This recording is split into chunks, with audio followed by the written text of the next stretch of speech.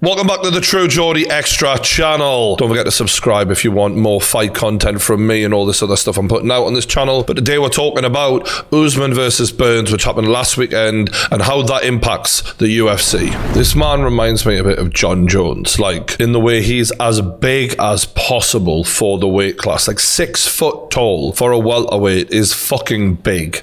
And his frame, everything about him, he's pretty much going to outsize everyone he fights. He's freestyle, but realistically, just like Jon Jones, he had a wrestling base and added everything to that, and now he's pretty much good everywhere. Fucking mad how these two were such good friends for so long, and then they're going to lay it on the line. Like, that must have been difficult for both of them. I'm on the Usman hype train. Okay, I believe in this guy. That being said, you can't get caught that easily. He got caught so easily here early on. His boxing defense there was poor. If he's going to have the kind of title reign that he wants to have, clearly, this can't happen. That early, that easily.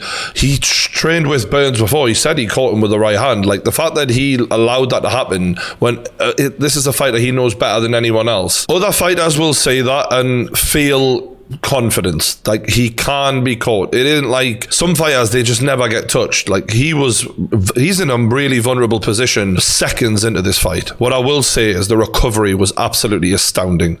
Instantly goes for a double leg, clearly still with it, then lands a jab just to back him off. As good a chin as you're going to say, really. Usman strikes. He, at full energy, is just that little bit too quick, that little bit too sharp for Usman. But as the fight goes on, that changes. Usman reacts so well to getting hit, by the way. Like, don't get me wrong, Burns is winning this fucking round and it's his glory moment, but he's not a pussy. Usman, like, this guy is hard as fucking nails. He takes shots really well, keeps composed and stays in it, and he doesn't back off too much either. He stays enough in your face that he keeps your respect. Imagine that. You've just kicked the living shit out of the champion, probably given him as good a first round as you could dream of, and he just smiles you at the end of the round.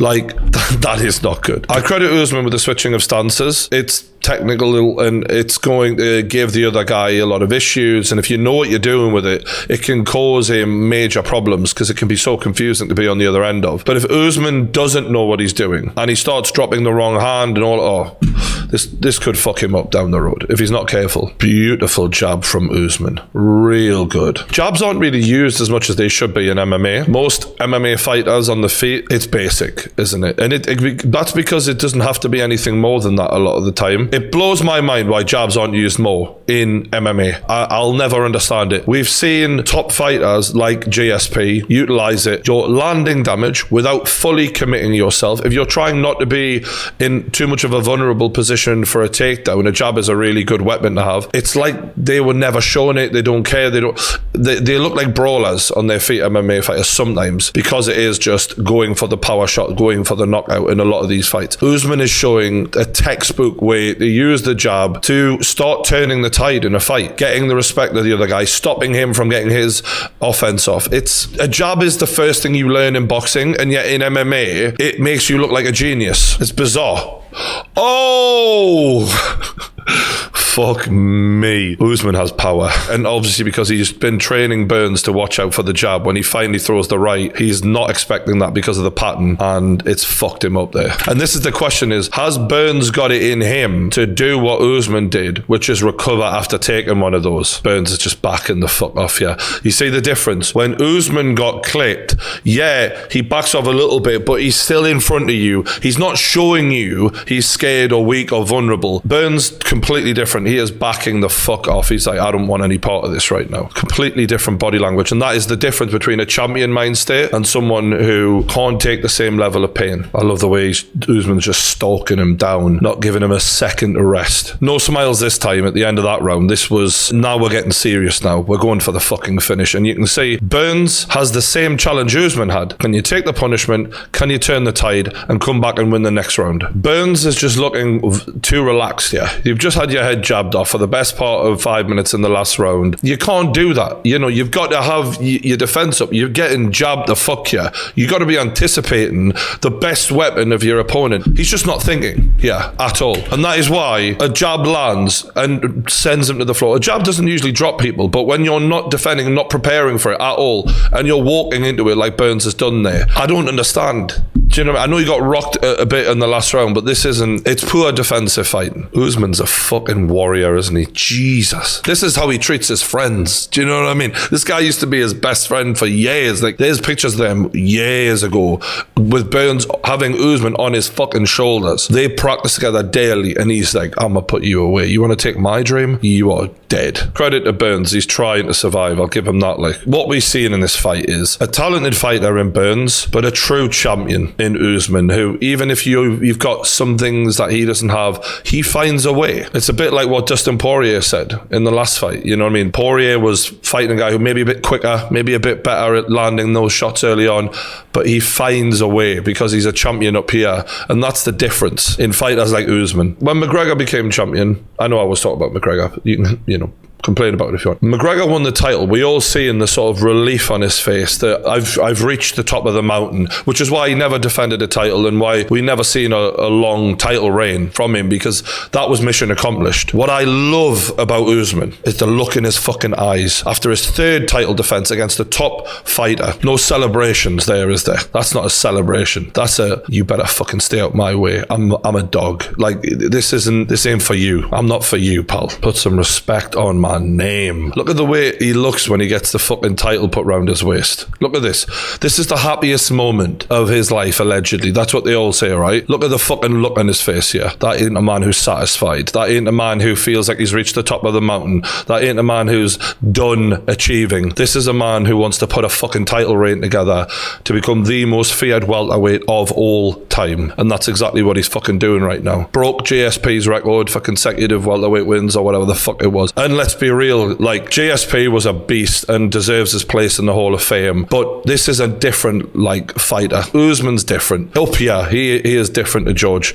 George was beatable. Don't get me wrong, Usman is beatable too, but George was beatable here. I felt like you could break George. We've seen his reluctance to fight in certain places, to do certain things. He wasn't as hard as Usman is. Prime Usman, I think, would destroy JSP personally. People can disagree. That's what the beauty of fighting is, and if you do disagree, JSP was a fucking fantastic fighter, but this guy, he's something special. And we're raving about Khabib, right? But, people are and Khabib is an incredibly dominant champion, and he defended his title 3 times. Usman's at 3, and Usman has fought equally tough competition. Usman deserves the same exact credit, in my opinion. Usman ain't hanging it up after 3 title defenses. Usman's like, feed me more. Masvidal's got excuses, bring him back. Let's beat the fuck out of him.